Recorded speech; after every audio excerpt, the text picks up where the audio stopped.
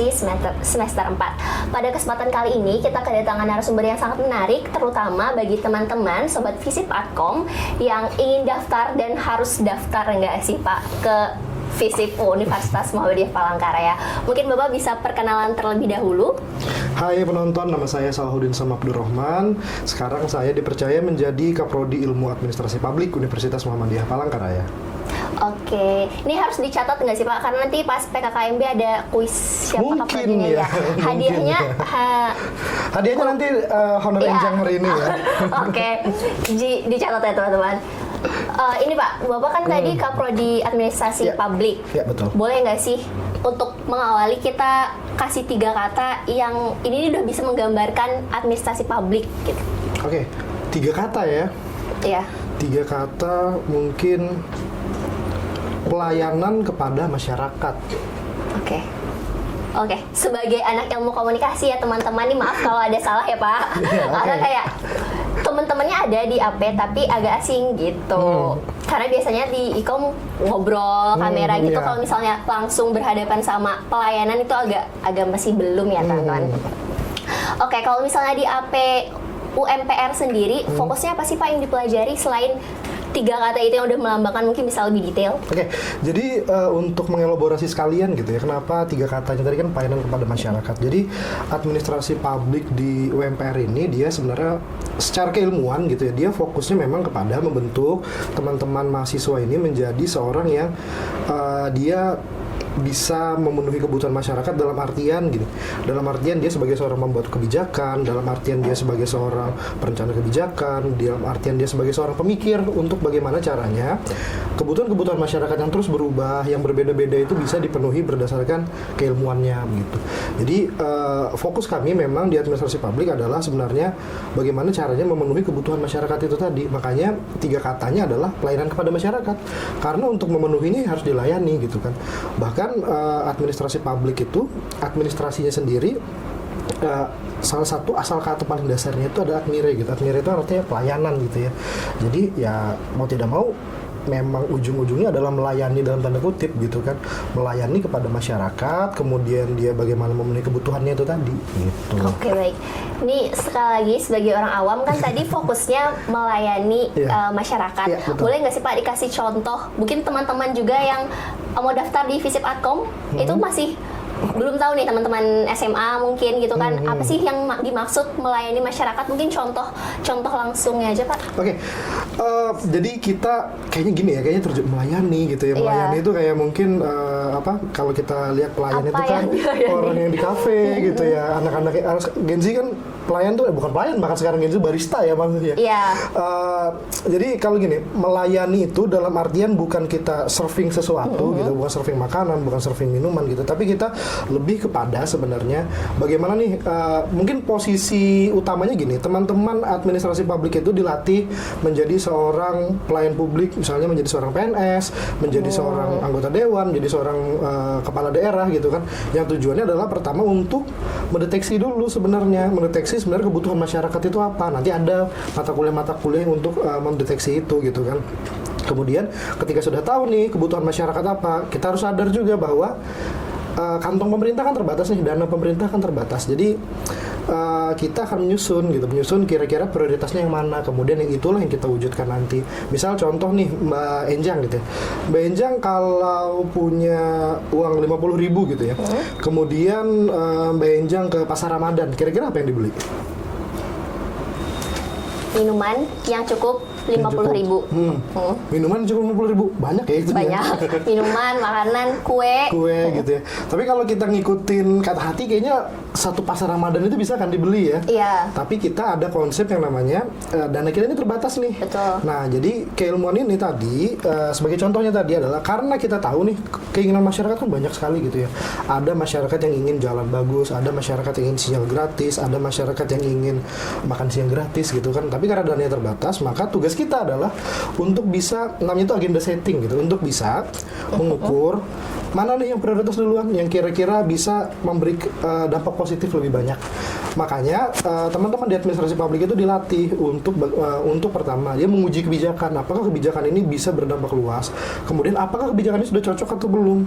Kalau belum cocok, nanti teman-teman administrasi publik terlatih nih untuk memberi saran kira-kira kebijakan yang lebih cocok itu seperti apa. Nah, makanya nanti ini teman-teman yang baru masuk nanti sudah punya gambaran gitu loh. Konsep skripsinya adalah seperti itu. Kita lihat sebuah kebijakan, kemudian kita berikan masukan, kita berikan kritikan, kita berikan pujian kalau itu memang bagus begitu. Oke, walaupun kayaknya yang nonton yang tertarik Pak skripsi ya langsung. Jadi kita harus kasih gambaran luas kan gitu ya. Jadi Betul. kalau masuknya dia sebagai pelayan itu bukan maksudnya adalah pelayan gitu, tapi memang nanti outputnya itu seperti itu gitu. Iya. Orang-orang yang paham akan kebijakan, kemudian dia bisa memberikan masukan kebijakan itu. Baik, terima kasih. Kalau di Ikom sendiri ya Pak, sebagai mahasiswa Ikom, kan kalau biasanya tuh kita tuh dikasih tahu kalau misalnya Ikom tuh kayak ada 3 pilar ya, kayak media, jurnalistik, sama public speaking. Kalau di administrasi publik sendiri ada nggak? Administrasi publik Yang itu gini. Public AP banget gitu. Oke, administrasi publik itu yang pertama pilarnya pasti adalah masyarakat gitu kan. Masyarakat itu, kemudian pilarnya kedua mungkin adalah pelayanan. Jadi gini, mungkin ini ketika ditayangin gitu ya, ini akan jadi mungkin sedikit kontroversial gitu karena nanti setiap orang pasti punya pandangan yang berbeda mengenai pilar-pilar administrasi publik. Tapi yang kami percaya di sini bahwa yang pertama adalah pelayanan, yang kedua adalah masyarakat, yang ketiga adalah inovasi. Kenapa 3 ini penting? Karena kita harus tahu bahwa memang kita di administrasi publik fokusnya adalah pada pelayanan kepada masyarakat. Pelayanan dalam arti bagaimana kita memenuhi kebutuhan. Kemudian masyarakat itu sendiri, masyarakat itu kita taruh posisinya sebagai orang yang dilayani itu tadi. Kemudian inovasi. Kenapa inovasi? Karena kita sadar bahwa dunia ini kan berubahnya cepat banget ya. Kemarin orang-orang mainnya di Instagram, kemudian sekarang mainnya di TikTok. Nggak tahu nih masa depan ada apa lagi gitu kan. Kemudian ada podcast yang ramai. Kemudian sekarang podcast mungkin tidak seramai itu karena ada Clipper kan, perubahannya cepat sekali gitu. Nah, makanya inovasi ini penting. Dulu masyarakat tidak menganggap gitu kan sinyal itu penting, sinyal gratis itu penting.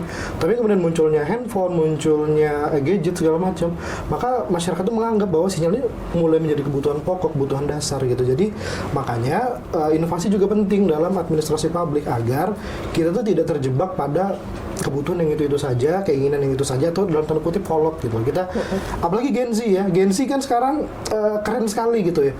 Kesadaran akan kesehatan mental itu kan luar biasa ya. Iya kan? Healing. Iya, healing. Kemudian ada apalagi istilah-istilah kalian? Self reward gitu ya. Ada pemborosan tapi kedoknya self reward gitu ya. Jadi hal-hal seperti itu ya, walaupun sekarang itu kelihatannya dalam tanda kutip sangat Gen Z sekali, tidak menutup kemungkinan di masa mendatang, di masa depan itu menjadi sesuatu yang bisa dibuat kebijakan gitu loh.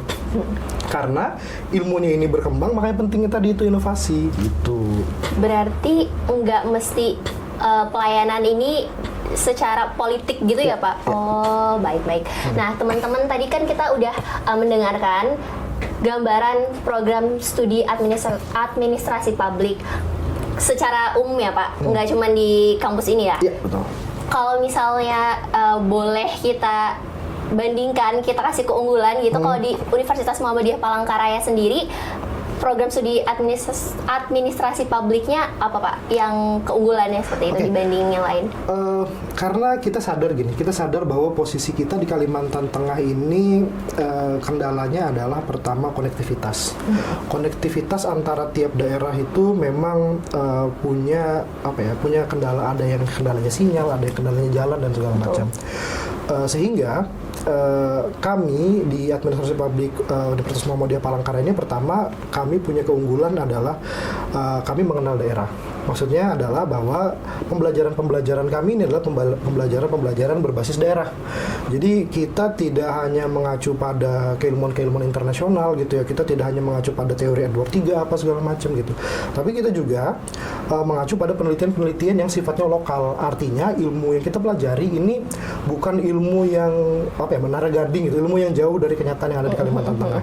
Karena di administrasi publik kita menekankan kepada para dosen untuk melakukan penelitian-penelitian lokal yang kemudian nanti dia akan diajarkan di kelas-kelas, sehingga mahasiswa itu ketika dia balik ke asal daerahnya, dia mengenal nih, dia tidak hanya mengenal teori-teori dari luar gitu kan, dia tapi mengenal hasil-hasil penelitian dosen yang sifatnya lokal tapi juga dapat bersaing di nasional bahkan internasional gitu.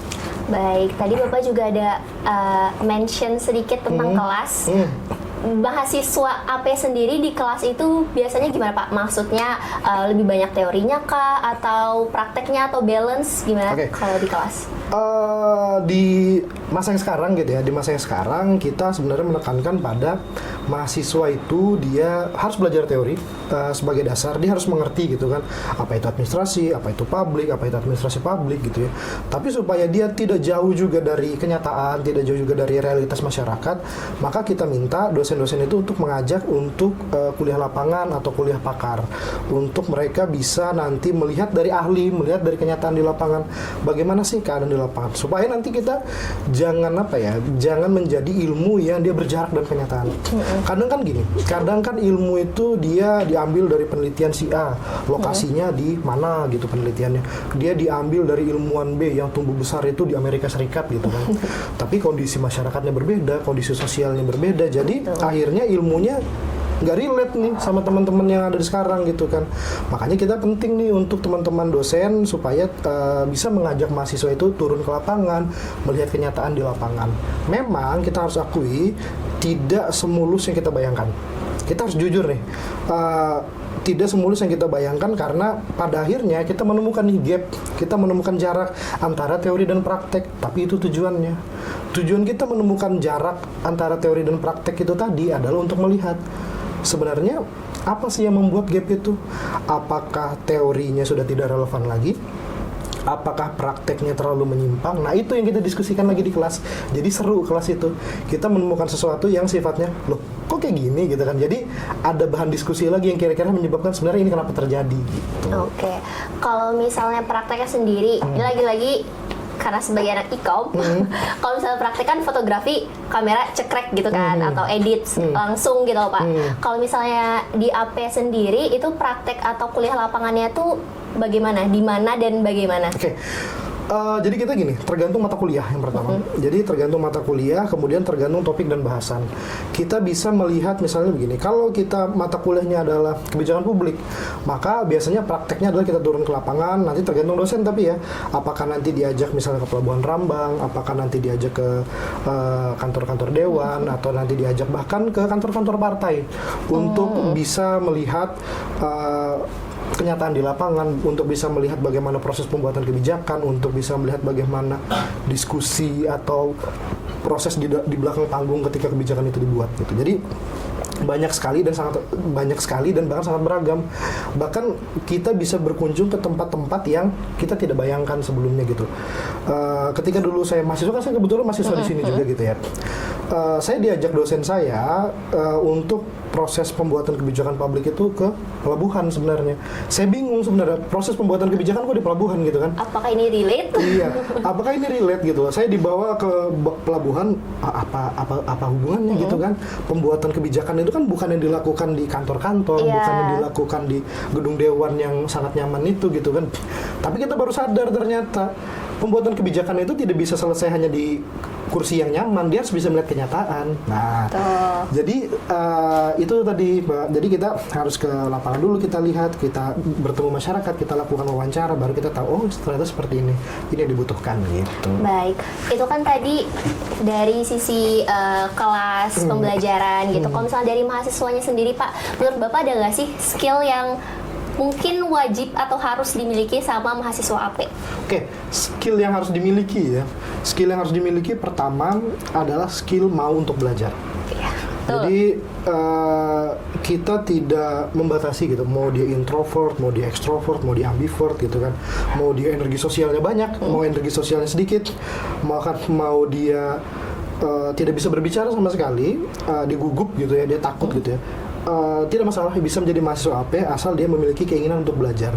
Keinginan untuk belajar ini yang membuat batasan-batasan diri itu hancur gitu kan. Kadang kan kita, kita duluan nih ngasih barrier ke diri kita. Aku kayaknya nggak bisa ngomong deh. Ya udah, habis itu kita di pojok kelas diem aja gitu kan. Tapi keinginan belajar ini yang akhirnya merubah si tidak bisa pendiam ini menjadi seorang yang di atas panggung itu bisa berapi-api gitu kan. Walaupun nanti setelah turun panggung energi sosialnya habis, harus istirahat dulu di kamar 3 hari, ya nggak apa-apa gitu kan. Tapi ada keinginan untuk mau belajar itu tadi. Oke, seperti itu juga skill yang harus dimiliki semua mahasiswa ya Pak. Betul sekali. Jangan bikin standar sendiri gitu kalau misalnya nggak bisa. Yang penting kita tetap harus mau belajar seperti itu. Terus untuk ini kan tadi mahasiswa. Kalau misalnya jadi alumni, peluang karirnya dari program studi AP itu apa saja Pak? Oke. Kalau di-mention di awal tadi kan bahwa ini prodi yang fokusnya sebenarnya pada pelayanan pada masyarakat. Oke. Sehingga memang peluang karir utamanya adalah pada bidang-bidang pelayanan pada masyarakat. Atau mungkin sederhananya teman-teman di pegawai negeri sipil, di birokrasi gitu ya. Dia jadi PNS begitu. Tapi kalau kita lihat, dia bahkan bisa ditempatkan di tempat-tempat lain.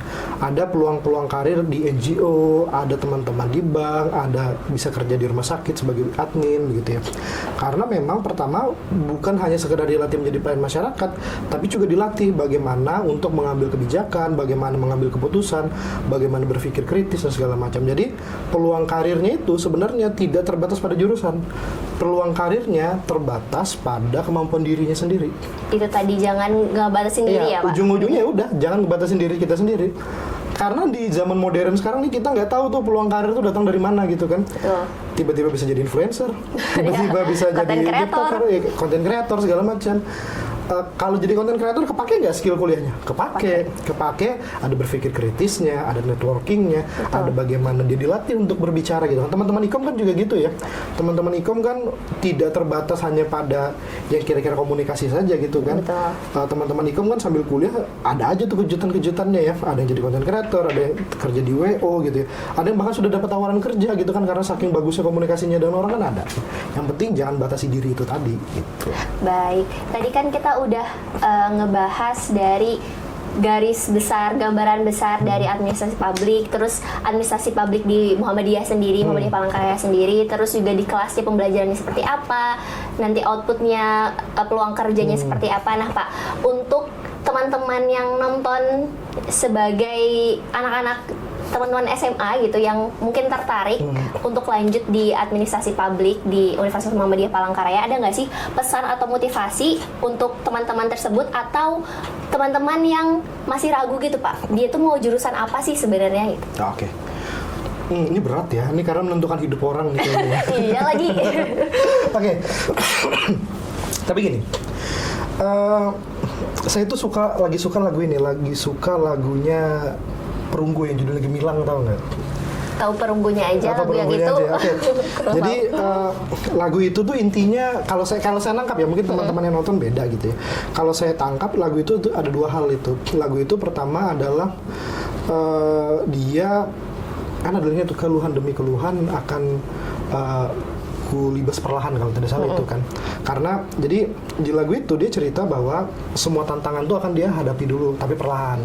Kemudian di lagu yang kedua adalah dia berdiri atau dia ada di posisi yang dia sekarang itu karena dia yakin adalah dari doa orang tuanya gitu. Dan semoga dia yang ada sekarang itu adalah apa yang orang tuanya harapkan. Nah, maksudnya dari lagu itu yang kaitannya sama teman-teman yang akan kuliah itu adalah pertama, apapun yang teman-teman ambil nanti itu adalah apapun yang teman-teman harus selesaikan. Sedikit banyak ya memang harus dihadapi masalah itu kan. Nah yang kedua, jangan lupa minta restu sama orang tua gitu. Tapi kemudian ini kan saya harus promosi ya, harus promosi AP gitu kan. Tapi kemudian yang kedua, jangan lupa bahwa apapun yang diambil itu harus dengan restu orang tua atau dengan doa orang tua. Sehingga kalaupun nanti jatuhnya berkuliah di administrasi publik, teman-teman akan mendapatkan dukungan dari orang tua. Karena begini, administrasi publik ini bukan kuliah yang mudah tapi bukan juga yang susah. Dia akan tergantung pada orang-orangnya, dia akan tergantung pada bagaimana kita menyelesaikannya. Sehingga pesan saya untuk teman-teman, jika ingin kuliah di sini, maka yang pertama tadi keinginan belajar, yang kedua adalah bahwa siap atau membuka diri pada kesempatan-kesempatan dan kejutan-kejutan yang ada nanti dalam perkuliahan dan juga dalam hidup. Karena hidup tuh kayak apa ya? Hidup atau perkuliahan itu kayaknya gini deh Mbak, kayak kita main tinju gitu loh. Oke. Jadi kalau Mbak Enjang suka tinju gitu kan, dia di tinju itu rencana tuh pada akhirnya tuh nggak bekerja gitu. Iya. Ya, karena nggak ada petinju yang berencana untuk dipukul sama petinju lain kan. Betul. Akhirnya yang bekerja adalah atau reaksi kita terhadap kondisi itu gitu kan. Jadi ketika ada kesempatan ya hajar aja. Jadi kalau teman-teman nanti kuliah di administrasi publik, maka ketika ada kesempatan hajar aja. Ketika ada kesempatan untuk ikut lomba, hajar aja itu. Ketika ada kesempatan untuk meneliti sama dosen, hajar aja itu. Ketika ada kesempatan untuk beasiswa di administrasi publik, hajar aja terus gitu kan. Pokoknya setiap ada kesempatan hajar aja. Kemudian kita baru tahu nanti, oh ternyata hidup itu sudah sampai sini ya. Gitu. Oke, terima kasih Bapak. Ini mungkin terakhir sebagai penutup. Tadi kan pesan untuk teman-teman yang ingin daftar, untuk teman-teman mahasiswa yang sudah ada di program studi administrasi publik, itu untuk yang mungkin di semester akhir, di semester awal, atau yang masih sebenarnya kayaknya kan kalau misal di maba itu Pak kayak bener nggak ya aku milih jurusan ini kayak gitu. Dan bisa sedikit juga Bapak di-mention, karena tadi Bapak juga ada menyebutkan Bapak itu dari administrasi publik UMPR juga gitu. Mungkin selama berkuliah dan sekarang menjadi kaprodi di Visip Adkom, bisa dikasih penjelasan juga Pak, gimana Bapak kuliah dulu, terus juga sekalian kita bisa kasih gambaran ke teman-teman gitu. Oke. Jadi gini, saya itu punya keyakinan gitu kan. Saya itu punya keyakinan mahasiswa atau dari pelajaran yang hidup saya rasakan gitu kan. Saya melihat dua kelompok. Orang-orang yang dia dalam tanda kutip akan menjadi lebih sukses di karir dibanding teman-teman yang lain padahal jurusannya sama. Teman-teman yang dia hanya fokus belajar atau masuk kelas pulang, saya lihat teman-teman yang seperti itu kesempatan untuk berkarirnya itu akan sangat berpengaruh kepada pembukaan lowongan kerja, kepada apakah ada lowongan kerja atau tidak gitu saja. Tapi saya lihat teman-teman yang punya, ketika dia berkuliah gitu ya, dia aktif dalam organisasi misalnya, dia punya kegiatan lain lah selain berkuliah. Dia jadi gaul ketika kuliah, dia suka nongkrong ketika kuliah, kemudian dia nongkrongnya itu membawa relasi gitu, dia suka ikut organisasi, dia suka ikut bikin kegiatan sosial, intinya punya kegiatan lain lah, maka dia peluang karirnya itu saya lihat lebih besar dari teman-teman yang lain, karena peluang karirnya tidak menunggu pembukaan lowongan kerja, karena peluang karirnya itu bisa saja undangan, kayaknya dia cocok deh kerja sama saya. Kita sudah, karena dia sudah terbiasa nih, kayak kita nih misalnya saya dan Mbak Enjang gitu ya. Ketika saya membutuhkan orang jadi MC, maka saya nggak perlu repot-repot buka lowongan kerja gitu kan. Saya akan cari, oh ini ada Mbak Enjang, saya ingat Mbak Enjang, kita pernah diskusi gitu kan, maka saya akan panggil Mbak Enjang. Nah, relasi ini penting sekali gitu kan untuk teman-teman yang sedang kuliah sebenarnya. Jadi kan orang-orang sering menyalahkan gini. Orang-orang sering menyalahkan, oh dia masuk itu pakai orang dalam. Tunggu dulu gitu kan. Orang dalamnya itu didapat ketika apa? Kalau dia didapat ketika hanya sekedar dia dapat gratis gitu, maka memang itu salah gitu kan. Tapi kalau orang dalam, yang dalam tanda kutip orang dalam itu didapat ketika dia kuliah, dia ikut magang sama orang itu, dia kenalan sama orang itu butuh sesuatu dia bantu gitu kan. Maka itu tidak ada yang salah. Itu namanya relasi gitu kan. Maka tipis sekali garis antara koneksi dan orang dalam itu tadi. Makanya penting untuk teman-teman tadi sekali lagi untuk punya sebenarnya hidup di luar kampus, untuk jadi gaul gitu kan, untuk nongkrong, untuk punya bestie gitu, untuk punya, kalau di Instagram tuh close friend-nya banyak gitu kan. Supaya relasinya tuh bisa lebih keren lagi gitu. Dan juga jangan malu untuk pamer aktivitas kita di sosmed. Walaupun orang-orang bilang kita alay nih, lebay nih, tapi kita nggak tahu gitu kan, kadang rezeki datang dari mana gitu kan. Aldi Taher Aldi Taher kurang narsis apa di sosmed? Iya. Iya kan, Aldi Taher sekarang kan Aldis Burger itu ya. Rasanya juicy lucy. Iya, rasanya Juicy Mahalini Rizky Febian Iya, gitu kan. betul. Itu kan narsisnya luar biasa kan. Tapi ternyata rezekinya dari situ gitu kan. Jadi sekarang sosmed itu sudah jadi pasar yang luar biasa gitu. Jadi relasi tadi dibangun bisa dari pergaulan kayak sekarang atau dari sosial media, dari apapun itu kesempatannya, pokoknya hajar aja gitu. Oke, itu tadi pesan buat mahasiswa yang sekarang mungkin lagi bingung arahnya kemana gitu ya Pak, masih baru atau mungkin teman-teman yang udah di tengah-tengah gitu tapi ngerasa inikah passion aku gitu ya Pak, seperti itu. Lebih banyak bergaul ya Pak tadi dan Iya. harus narsis in positive way. Iya, betul. Satu kalimat aja deh Pak untuk teman-teman mahasiswa aja deh yang masih tadi kan buat teman-teman yang secara general gitu untuk Iya. teman-teman yang merasa lagi kuliah tuh seberat-beratnya kuliah gitu Pak, pulang kuliah tuh langsung lemes badan-badan. Buka pintu kos langsung Iya, bisa apa tidur gitu. aku sampai rumah ketiduran tuh buka langsung gitu Pak. Nah itu kan capek sebadan-badan tuh habis Oke. kuliah, satu kalimat motivasi aja sih Pak. Kayaknya gini deh. Kuliah yang kamu keluhkan sekarang itu adalah kuliah yang orang lain impikan. Iya lagi, betul setuju banget. Ya itu ya teman-teman, satu kalimat yang sebenarnya itu juga kayaknya buat aku ya, karena kita kadang lupa kalau misalnya posisi kita itu adalah impian kehidupan orang lain seperti itu. Oke, terima kasih banyak Pak Saung Terima kasih, untuk informasi Bu Angel. yang sangat luar biasa, terutama sangat membantu bagi teman-teman yang masih SMA atau SMK yang ingin daftar di FISIP Atkom Universitas Muhammadiyah Palangkaraya. Baik, dengan saya Enjan Dwi Hapsari di Ruang Tengah episode 2, sampai jumpa.